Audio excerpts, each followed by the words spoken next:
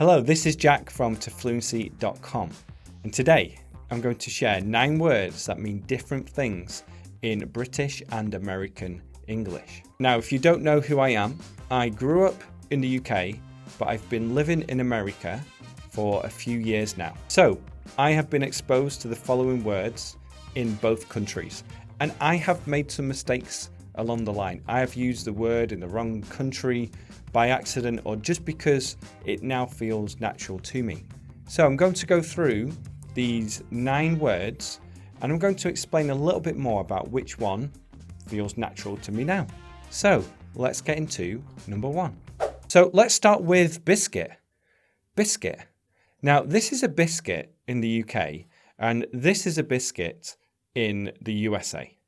So you can see there's quite a big difference between these two things. So when I first came to the US and somebody asked me if I wanted to go for biscuits and gravy, I was very confused. It's like, what? Why do you want to put gravy on biscuits? But then I went to the restaurant and I learned that biscuits are very different and I love them. They're really good. They're quite similar to the scone or scone that we have in the UK. I don't know which one of those two is correct. And sometimes you can go to a restaurant here, especially in the American South, and they'll give you a free biscuit before you even order a meal. It's similar to when you get a free poppadom in an Indian restaurant in the UK. But yeah, here they'll give you a free biscuit that comes with butter and a little bit of jelly. And then you can go to restaurants and order biscuits with anything you want. My favorite is biscuit with bacon and eggs. Back to the British biscuit, Americans will call these cookies. So they call a cookie the generic term for biscuit, whereas this is a cookie in the UK, a very specific type of biscuit.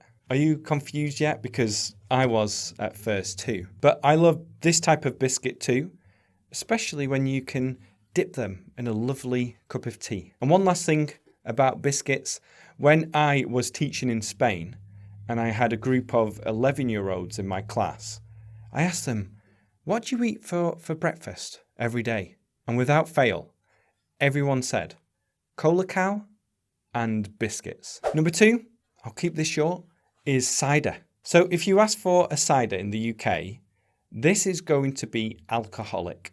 It's going to have alcohol in this. Can I get a cider? You're going to get an alcoholic drink. Whereas in America, asking for a cider means there is no alcohol in this drink. It's more or less like regular apple juice. And if you're in the US and you want to have an alcoholic cider, ask for this. Can I have a hard cider, please? Can I have a hard cider, please? The next one is obvious, and it's football. Football. So football in the UK is this sport. Football in America is this sport. And a lot of the time, it doesn't matter which word I say.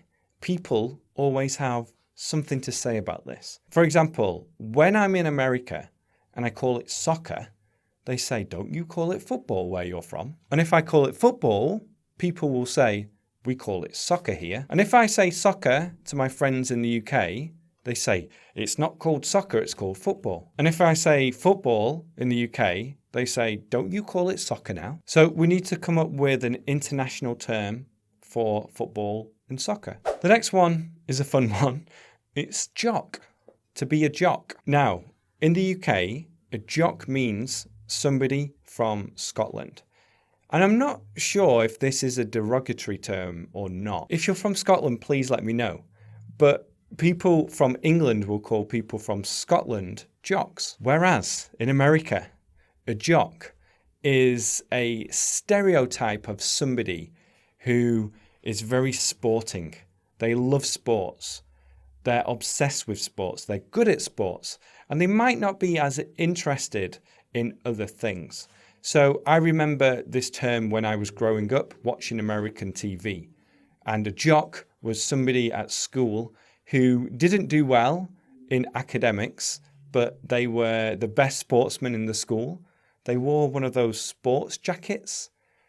Do people still wear those? And again, their only interest was sports. The next one is pants. So right now, I'm not wearing pants. I'm wearing shorts. And in American English, this means trousers. So I'm not wearing trousers today. I'm not wearing any pants. But in the UK, this means underwear. So pants equals underpants. Having said that, where I'm from, in the north of England, people used to refer to pants as trousers.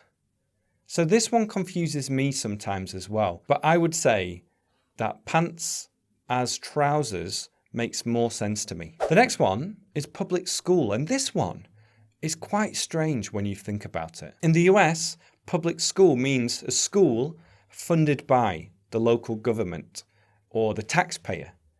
It's free for people to go to a public school. Whereas in the UK, a public school is a private school where you have to pay to attend this school. And I think it refers to a high status private school. And there is a reason for this. I'll leave a link in the description so you can read more about it if you want to. But it can be quite confusing to say public because in most terms, if something is public, it means it's provided by the local or state or federal government, and it's free for people to use, a public school. But yeah, in the UK, this means a private school. So a private school in America is a public school in the UK, and a public school in America is called a state school in the UK. The next one is squash, and I love squash. I grew up drinking a lot of squash. My favourite is Vimto. And here's a tip. If you ever have Vimto, don't mix it with regular water. Mix it with sparkling water instead. And if you're a bit confused about what squash or cordial is, it's like a concentrated juice which you mix with water to enjoy. But a squash in America is a type of vegetable. I don't think we have this vegetable in the UK, or at least I never had it growing up. But it's really popular here. My wife loves squash, but I'm not a big fan, to be honest. And squash can also mean a specific type of sport. I'll put that on your screen so you can see it. And I think it's called racquetball in the US.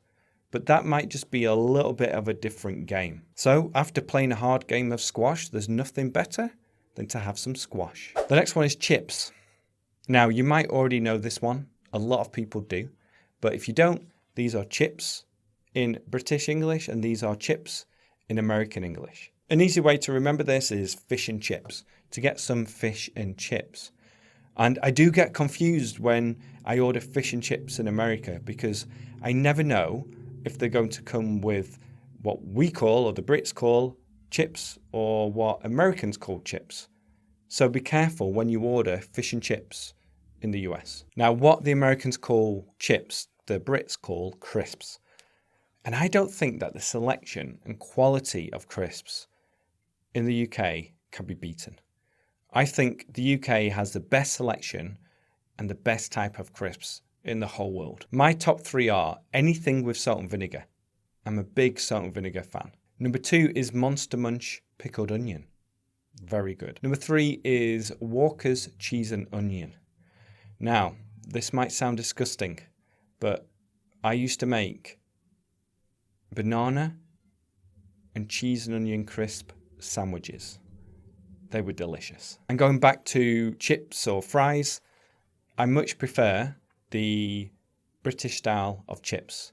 They're just thicker and for me a lot tastier. Now the last one is a fun one, and it's to go potty. Go potty. In America, this is used to talk about babies who need to go to the toilet. You'll say, come on, let's go potty. Let's go potty before we get in the car. But to go potty in the UK means to go slightly crazy. It's quite an informal and sometimes fun way to talk about this. For example, when I told her, she just went potty. I'd go potty if I had to stay inside all day. She must have gone potty when you told her that. Okay, so there is 9 words that mean different things in British and American English. I hope you have enjoyed this video. Before you go, remember to leave a comment below telling me more words that are different in these 2 types of English. And if you're new here, subscribe to this channel. If you are learning English, then check out the description to learn how you can get my book, The 5-Step Plan for English Fluency, for free. Thanks again for being here. Speak to you soon. Bye-bye.